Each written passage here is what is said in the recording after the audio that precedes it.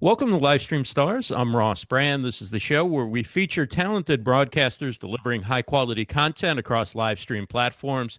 And Livestream Stars is brought to you by Livestream Universe. For everything live streaming, check it out, livestreamuniverse.com. We also have a website just for this show. It's livestreamstars.tv, and you can see upcoming guests and view the replays of past shows. And by tomorrow, we'll have this show up, and there'll be bios and links and show notes and all that kind of good stuff at livestreamstars.tv. Next week, no show. It's the July 4th holiday. We'll be back on July 11th right here, 7 p.m. Eastern. Janine Truitt is the guest. She goes by the name Czarina of HR. She's a lot of fun. I can't wait to talk to her. She hosts a show called Ask Czarina on Periscope and blogs at the Aristocracy of HR.com. So that'll be great. No show next week, and then back on the 11th. So tonight's guest is Margie Analise. She coaches and inspires entrepreneurs, easy for me to say, creates videos and hosts live stream shows. You were selected, Margie, one of the top 100 women entrepreneur experts. Am I saying that correctly? Yeah, to follow on Twitter, follow on social media, something like that. Yeah. By Evan Carmichael. By Evan Carmichael. Yep. Studies leadership and does a lot of blogging and shows and stuff about leadership. Yes. And you have a new project coming out. You blog at margieanalyse.com. Tell us about the new project coming out. Well, fortunately, hey everybody, and thank you, Ross, for having me as a guest. It's so fun, and I know you're an amazing host, so I know it's going to be a I've been looking forward to it. So. And thanks everybody for being here. I'm really excited. And hey to Nate, I think he's watching tonight. So yes, well, typically I blog at margieanalyse.com, but my site got hacked, and so it's still in the process of being repaired, shall we say. But I have a new project, and there's no blogging there, but I have some great videos to give away for free. And basically, they're on building confidence and mindset, on how to build your brand, and really some good takeaways that people can run with, even if they're not interested in the course. I wanted to put some quality stuff out there so that, especially women, but any entrepreneur can really feel empowered and get some how-tos, like some really tactical tips that they can go, oh, I can do this. Right. Now, you mentioned women and you have a specialty dealing with women. What are some of the issues perhaps that are more specific to women? Are there certain issues that you work with women on? I think, well, let's face it, men and women, our brains are wired differently. We know we communicate differently. I know it's kind of a generalization, but it's kind of true. Right. So for women, I find that men seem to be stronger in the area, in general, stronger in the area of just like, put your head down and just go, go, go, go, go. And with women, we're just kind of wired with everything. We're interconnected with a lot of stuff. So what's going on the inside, I think, impacts us more. And that's a whole different level that we need to deal with, that a lot of the typical business teachings do not even touch, because it's guys. If you go way back to the beginning when all the business principles and strategies were developed, it was men developing strategies for men. And so it's that kind of extra layer that's been missing for women about, like, how do we deal with this? One of the common things is we tend to take things personally, and it's crazy, and we know it doesn't make any sense, but it happens anyway. You're like, oh my God, really? Like, why am I feeling this? It's crazy. So, rather than just pretend it doesn't exist or it doesn't happen, like, oh yeah, I'm cool. I talk about that. It's like, well, what do you do? Like, we need strategies to deal with this stuff, because it happens, and it's better to address it in the beginning when things are just small and getting started than when you're like way up here and you're devastated by some little thing that kind of takes you off your feet. So. So how did you get into coaching and working with entrepreneurs? Wow, it's been a long journey. I used to be in the fitness industry, so it kind of started there. And then I was in, climbing the corporate ladder and kind of got disenchanted with that and thought, hey, I can mess up my own life. Let me go do my own thing.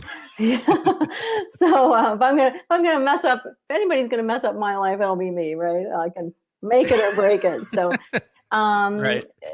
I I really didn't even realize that I wanted to be an entrepreneur until I had a personal tragedy in my life, and my sister got sick with cancer, and it just really did something to me on the inside. And I just started thinking, wow, life is way too short.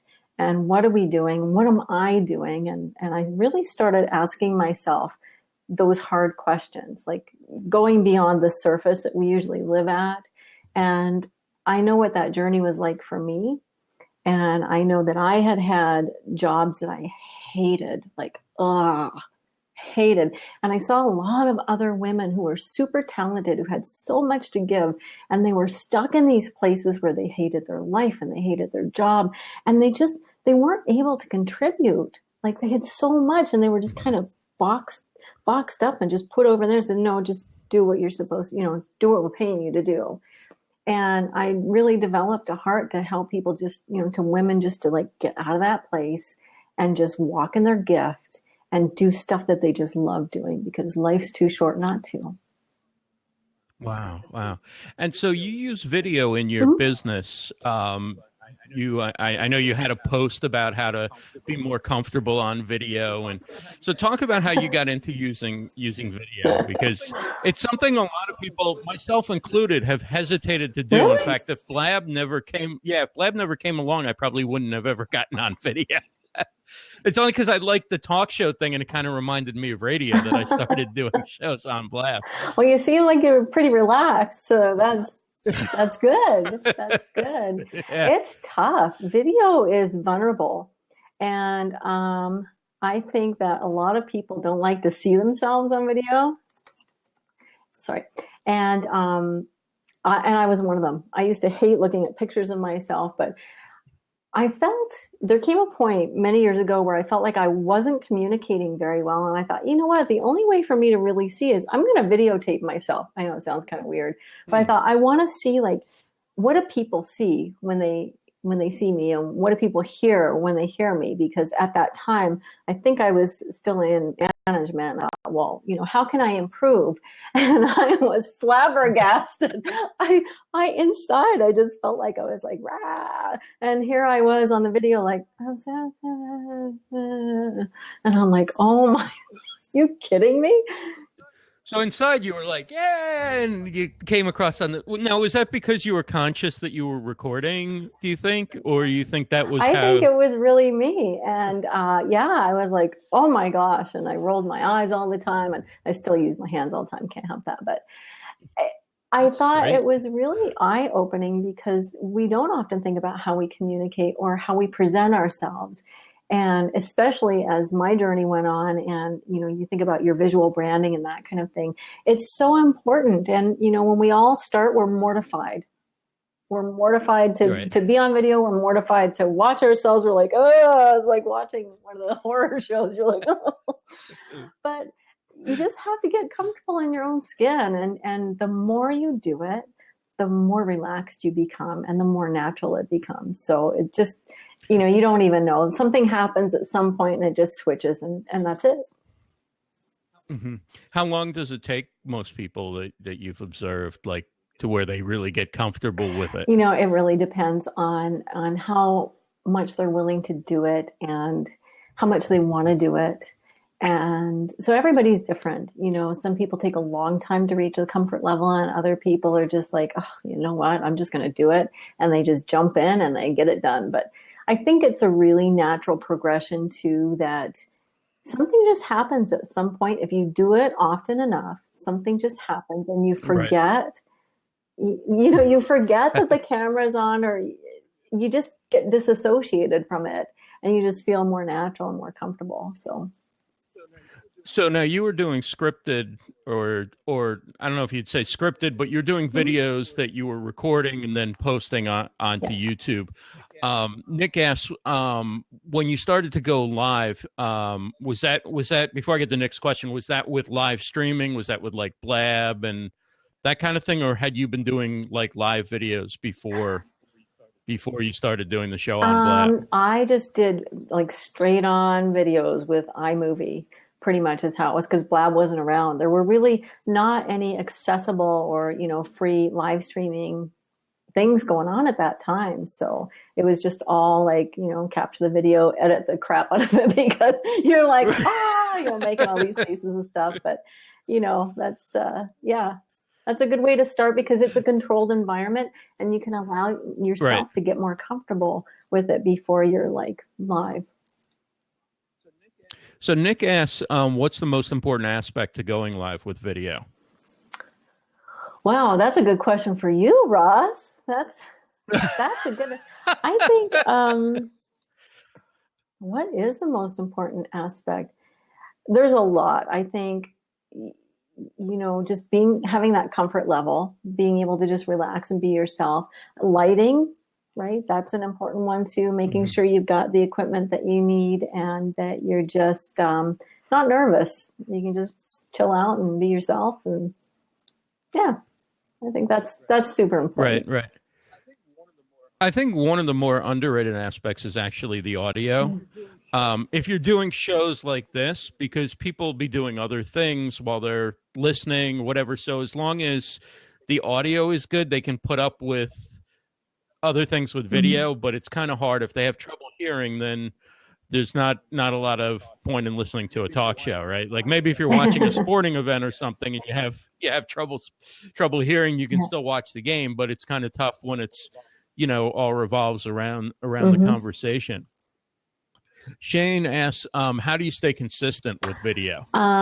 Consistent, how? Like in the look, the feel, the... I was thinking, Shane, feel free to follow up in the chat, but I was thinking like be consistent in terms of like stick with it and fine, but that might not be what she was thinking. If that's the question...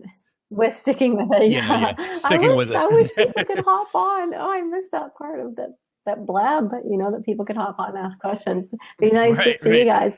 I think one thing that you can do that's really, really helpful is schedule it. So, don't just do one video. Try to do 3.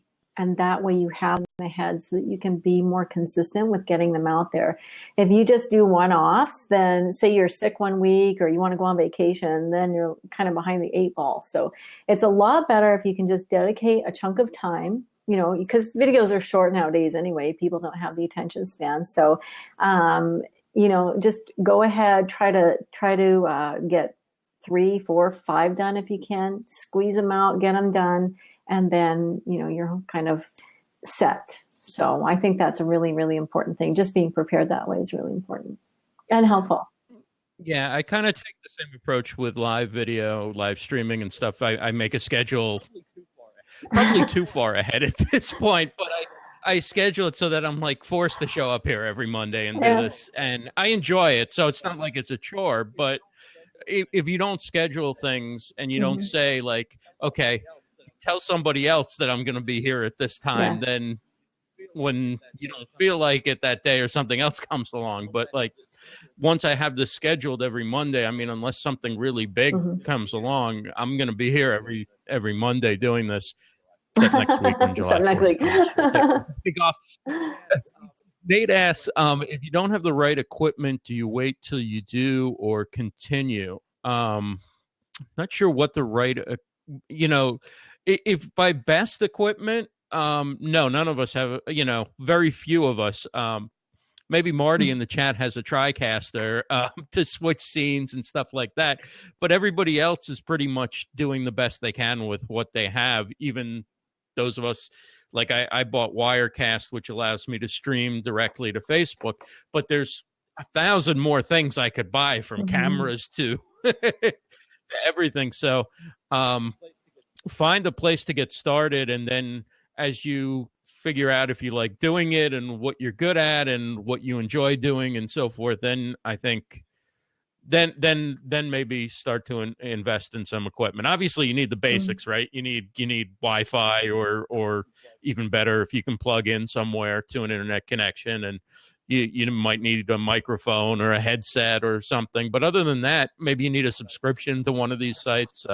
Fire Talk's free, so you can pretty much just come on here and play around if you want to get started. Any thoughts, Margie?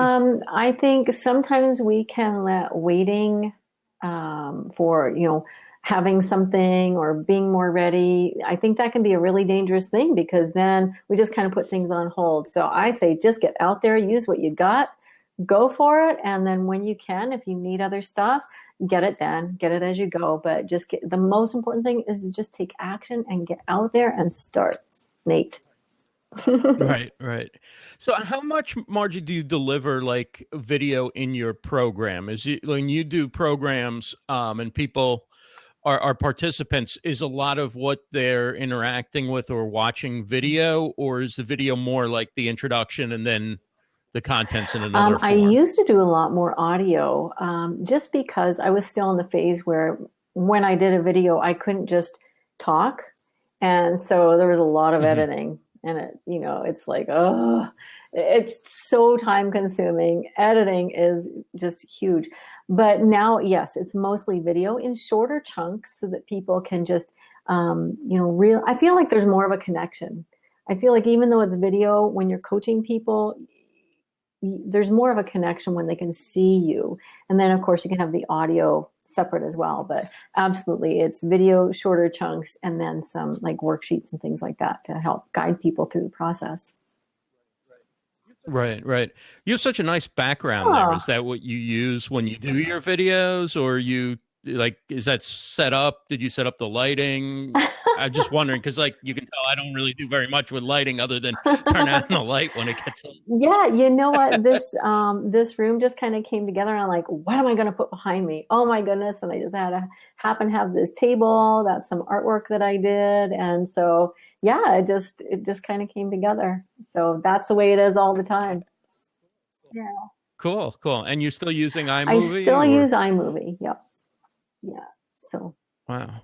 And you like it, or you find that you're able to do what you need to do? Or I find it a little confusing. iMovie, I'm a little confused when I get in there. iMovie is, it's free. So that's, right. And I'm familiar with it, but I think you're right. It's very limited. There's a lot of things that I would like to do. And I'm thinking, really, they don't have this capability yet? This is an Apple thing. So how come it's not in here? But, like I was saying to Nate, just, and you said to him too, use what you got, but I'm happy enough. Right. It hasn't been the tipping point yet, but I'm sure there's probably other things out there that are, a lot fancier and can do a lot more things. So, but I just hack my way through iMovie. So how did you get started doing shows on Blab? I know you were doing shows with Jody and Aaron, and you started out doing monthly, right? And then you backed off a little bit to wait, did you do weekly? I think we started out weekly, and then we decided, because everybody's just so busy, right? Actually, the first time I saw Blab, I just fell in love, and I'm like, oh my gosh, I need to do something with this. And I already knew Aaron and Jody from social media, so I got in touch with both of them and said, hey, what do you think about doing a show? And so that was it. That was it. We got together and we just decided to do it, and they are just so awesome, both of them. So it's been a lot of fun. Yeah, it's a fun show. Nick says, I have a feeling there'll be major updates with iMovie now that all the big social giants are adding their own video. So that's interesting to see. I mean, I use iMovie to cut off the pre-show and post-show part of this, since there's no record button. And then I've started using Wirecast to tape some things where it's kind of like you do it live, but then if it's good enough, boom, you're kind of done. That's cool. That's cool. I don't like to do a lot of editing anyway, so I like that. So now, as far as social media goes, how did you get into social media, and what did you start with? What was your first platform? Wow. Twitter. Twitter was my first platform, and I had no idea what I was doing. And, everybody just jump in head first. And this was, I think, around 2011 or something like that. So it was different, a little bit different then. And it was, You just got on and chatted with people. You know, it wasn't so much of a broadcast platform as it was, you just connected with people. And I met some amazing people. That's why I met Aaron and Jody. And I met a lot of like countless amazing, amazing people and made very dear friends. I got clients from it. I got work from it. And I mostly, or most importantly to me, you know, you make very, very amazing connections with people. Yeah, it was great. I got on, I think, in the middle of 2012, and you really were like just chatting with people. It was like a conversation. And I think now you need to go to a Twitter chat, like, you know, Aaron hosts Media Chat on Thursday nights, which is great. But that seems to be the one place where people are really, really talking to each other and having conversations, and you can still learn stuff and meet new people. So there's so much scheduling going on Twitter that, you know, I often wonder if anybody's actually reading anything, or everybody's just scheduling and retweeting. Yeah, I know. It's hard to, you know, it's hard. There's so many. And I actually had a Twitter chat for about a year and a half, and it was called Aw Talk, and it was amazing. We had like the coolest bunch of people because I didn't have any sponsors. There was no real agenda other than to really inspire people and to always bring up topics where people could, you know, talk about stuff, but yet respect each other's opinions. So we would talk about all kinds of, you know, worthwhile stuff.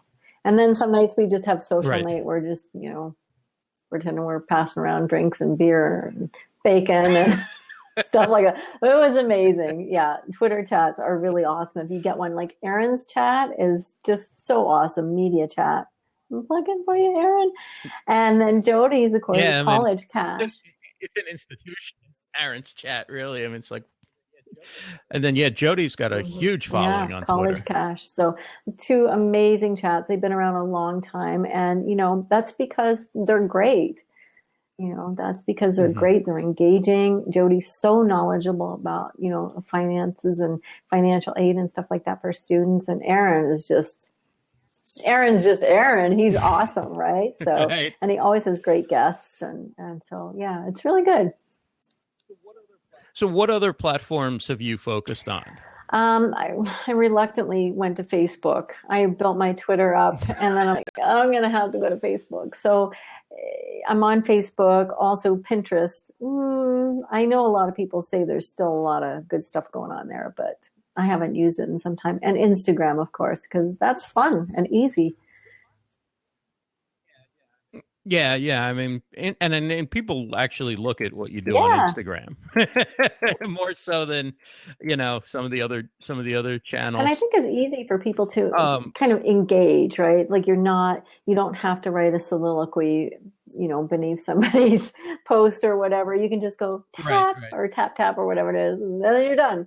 Emoji, and right? Like, yeah. Yeah, I find it hard to spend time on Pinterest now. Like, I just don't feel like going there anymore. Perhaps it was great when I was doing some things I want to take my mind off of, right? You go there and you just click, click. But it's not really that social. I mean, it's not really like you're making connections or anything there. I mean, but I did use it a lot in, you know, for a while, but now I just... There's too many places to be. Well, there are, and I think Pinterest, you know, when it really started out, it was like something brand new, and it was like the big thing, and it was so visual, and it was, you know, we didn't really have that with anything else. But now Instagram is kind of like the light. It's light. People don't have to be committed to like large chunks of time or, you know, going down the rabbit hole as much with that. So I think Instagram's kind of, you know, the place where all the cool kids hang out now. So I always kind of pulled like dragging, kicking, and screaming into Facebook. I actually joined Facebook after joining like all the other social networks that I've used. And now, I mean, kind of it's where everybody is. It's where when you post something, you know, both not only your personal network, but now kind of your professional network sees it as well to a large degree, because people are using groups more, and how do you find, like, what's your experience been like on Facebook? You know, like since groups have picked up and people are using pages and event pages and all sorts of different things now. It's not just like you post on somebody's wall. Hi, how you been? Yeah, yeah. Facebook. What can I say? You want to hate it, but then it's useful, You right? have to be there. I do enjoy it. I just find it's slower. It's Twitter was just steady, steady, steady, steady, steady. And I find Facebook, there's just something to it. Like I still haven't mastered it. I'm not a master of Facebook because you just have to figure out that recipe. And I think it's different for everybody. And once you have it, then boom, you've got it. But I don't know. And Facebook keeps changing, like, you know, how you share something, and then what they decide to, you know, they've become much more like, you got to boost this post, you got to pay, or we're not going to give you too much exposure. And I think all of those changes, I think it's been a bit discouraging because I know a lot of people would, you know, they had a lot of followers and they had a lot of, and then it would like boom, backslide, you know, so every change kind of interrupted that flow, and you don't get that as much with other platforms because they don't change as frequently. So I think Facebook is a little bit harder to keep up with, you know, in that right. That's kind of why I'm forcing myself to do more with video. Like, I only did my shows, and that was pretty much it on video. But now I'm trying to do some updates on video. Again, like, I don't do the phone thing. It has to be here. It has to be or record it, whatever. Just because that's what, you know, what I like to do. I mean, everybody, it's like live streaming divides, right? There's like the more broadcast, I don't want to say produced, but there's more like the desktop broadcast style, and then there's like the phone one-to-many kind of style. And even when it's one-to-many, I still prefer like this style. But I feel like by doing stuff rather than just putting links up, by putting a video together, even if it's like using Adobe Spark and just taking a bunch of images and text and making a video out of it, your reach is going to be much more than if you post something, put a link in it, and then Facebook says, "Oh, you're going to try and drive people off of Facebook." I'm not going to let anybody see that. Exactly. I think you're absolutely right. I think video is absolutely the way to go. People they're captivated, you know, they really are. They're captivated. They want to see what's going on. So I think it is. Yeah. Yeah. So, what do you think, like, you know, from seeing people using Facebook Live, what do you think works? What do you think doesn't? Is there some things that like good videos have that you go, okay, that's kind of like the thing. And then there's other videos you look at and you're kind of, some people should really stop doing that. You know who they are. You know who you are out there. We don't have to name names, but you know. You know it when you see it. I think that I haven't used Facebook Live yet. I'm still, you know, just on the edge there, might jump in because there's so many live streaming apps. You kind of wait to see what, you know, what's left standing. Do you use Periscope, or did you use Periscope or Never Meerkat? got into those. And I know that there are a lot of people have a lot of success, but to me it's just weird, like to just hold the phone out and talk to yourself is just kind of strange, and I wasn't really comfortable. If I can't hear myself in here, it's, to me, I'm not really right. So I think for Facebook, you know, I think people need to keep it interesting. That's the one thing. The worst thing in the world is, you know, somebody's like, oh man, what are they doing? Or they're dragging things out. Like, it needs to be a little jumpy and, you know, have a little bit of interest and zoom around and you know, keep people captivated. This is very scientific, that people only have the attention span of half a gnat anymore. So, you know, you gotta be going, not half even a gnat, not even a full gnat anymore, half a gnat. So, you know, you got to be keeping them interested and keeping them captivated, especially in the very beginning. You can hook them in the beginning, then they'll keep watching, just like anything else, right? But right. And then like the people that you work with, like how many, like do a lot of them use video in their businesses, or a lot of them trying to use video in their businesses, or is it still something that's, you know, a smaller number of people in comparison Kicking to the and whole? screaming. Kicking and screaming. Yeah, you're trying to pull them Um, in. Again, like we talked about in the beginning, it's very vulnerable. People feel very vulnerable, very Hmm. exposed. They're not comfortable seeing themselves. So to get them to do video, just that step to be in front of the camera when nobody else is going to see it is like a Herculean feat sometimes. So it depends on where the person's comfort level is.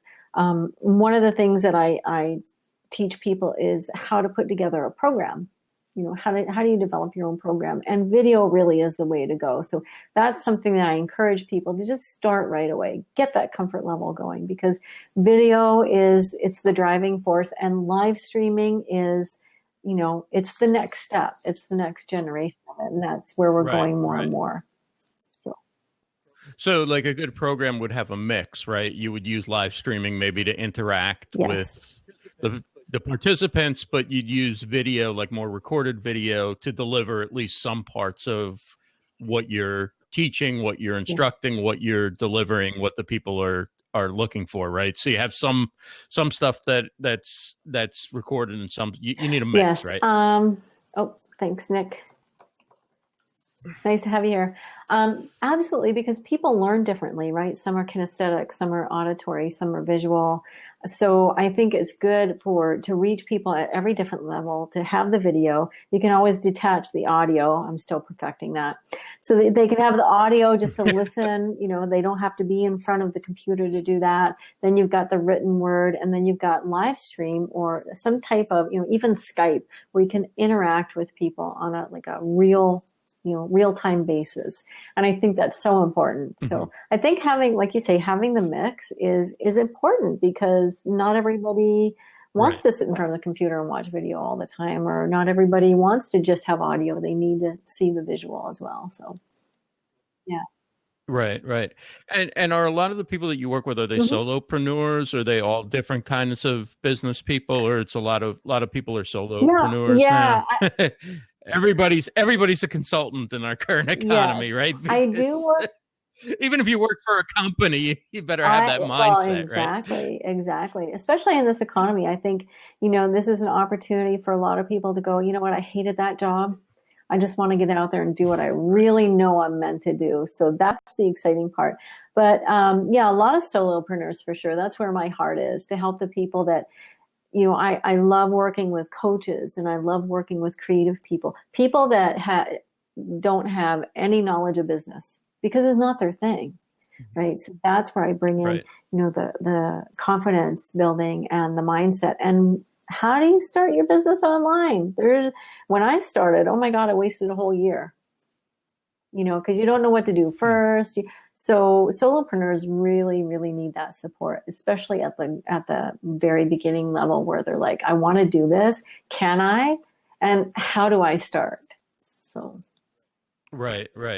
And so it's how can they use social media to get the word out there, to get clients, to build their business, right? I mean, it's not, there has to be a transition sort of from, okay, I know how to use this to connect with friends and stay in touch with people and stuff. Now, what kind of content should I put out there in order to, you know, kind of pull people in, instead of just pushing out like, hey, here's my vacation, here's an album of photos or whatever, right? 17.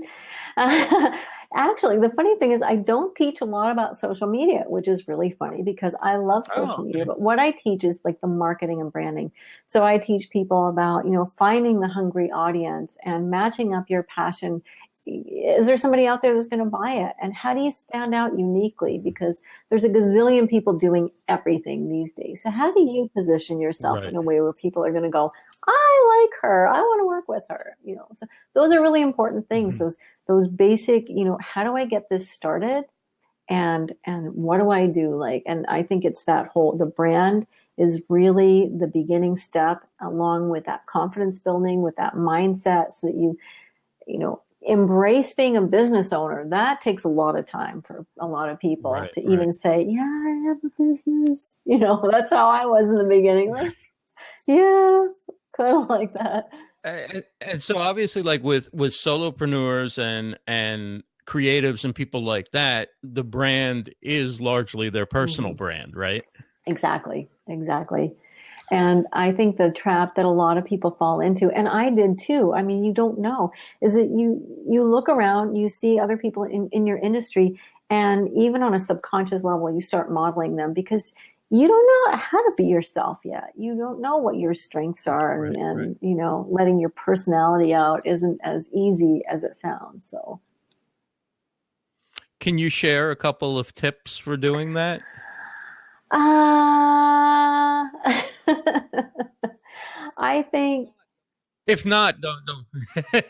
I think knowing them, and especially for women, this is something that they need to work on. Like this isn't just something that comes natural. Accepting the strengths that you have, knowing, you know, what makes you different, because a lot of people think, oh, everybody can do that, but no, usually not everybody can. So really defining your strengths and defining, you know, what makes you quirky and different, and what do you bring to the table that other people don't, and that's through your market research. So I think doing research on yourself, right, which is part of my course, defining those things that make you different, that give you that unique flavor and personality that you bring to the table, getting comfortable with just getting yourself out there. So the only way to do it is just do it. And then to do your market research to see where are other people missing the mark. Like if you look at other people's programs or the way they do things, you're like, well, I wouldn't do that. I would do this. There you go. Mhm. You just, A little opposition well, research. and you have to, and that's something that women really struggle with too. Is when they see the competition, especially if it's somebody really big in their field, they shut down. You know, it's like, oh, I can never be that. I remember when I started out looking at Tony Robbins' site, and I was like, I think I just want to eat chocolate and go home. And that was it for the rest of the day. I was like, boom, shut down. But there's a lot of room to succeed between not doing it and becoming Tony Robbins, right? But we see that we see that you know, larger than life, that super success, and we don't, Mhm. like, I always encourage people, go back and do your research, find out what was going on with them when they started. A lot of people who are really Right. successful in any industry, they started in a place where they probably had odds and things against them that were even more than you and I face, right? So it's Right. always Right. encouraging to just dig back and realize we all start at the same place, and that is the beginning. Tommy Willis is really weird, and he wants to know if that alone is marketable, or does he need some sort of skill to go with it? I guess it depends who your audience is. I've seen some pretty weird stuff out there, and people seem to dig it, but I don't know. You know, So, more serious question: is a logo for your brand super important? I think your brand identity is very important, that you want to have consistency. So even if you don't have a logo yet, you know, choosing your colors, showing up in the same way, getting people familiar with the repetition so that you get in their minds, right? People need to see you a lot of times. They need to hear you a lot of times. And if you're coming at them with different colors, different fonts, different pictures, all this other stuff, people will never get that. You'll never get that recognition in people's minds. So I don't think it's as much the logo, though a logo is important. I think that your overall brand really needs to be showing up consistently over and over and over and over and over again. So, but a logo's important for sure. Great. We're talking with Margie Analise, margieanalyse.com. Oh, And what is, since your site has been yeah. hacked, what is there, how can people connect with Okay. you? At Margie Analise, of course, on Instagram and Yeah, Twitter and Facebook. and And Facebook. my other site, oh, you're welcome, Tommy. My other site is taketheleapacademy.com. Take the Leap Academy. I'm going to type this in. .com. Leapacademy.com. Is that Yeah, right? I should be. I should be there. Perfect. And so what are any other social networks social media that you use, either in your business or personally that, you think are helpful, you think are useful? I think the most important platforms are the one where your people are. And a lot of Hmm. people go in places where their group just really isn't hanging out, or they think they need to be everywhere. So basically, I'm on Instagram, I'm on Facebook, I'm on Twitter. I love Blab, but I'm not sure how long that's going to be around. So probably be another live streaming, platform because I enjoy it. So Right, right, I think that's the most important thing.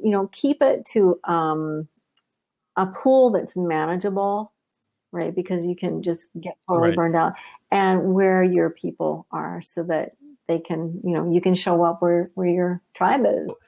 Thank you so much for coming on. This has been so much Yeah. fun, and I've been looking forward to it for a while. Margie Analise, at Margie Analise on Twitter, Instagram, and Facebook. Don't forget, people can go get free videos at taketheleapacademy.com. And Ross, thank you so much. It has been a total blast. I cannot believe the time has gone by so fast. It's just been a lot of fun. Thank you for having me.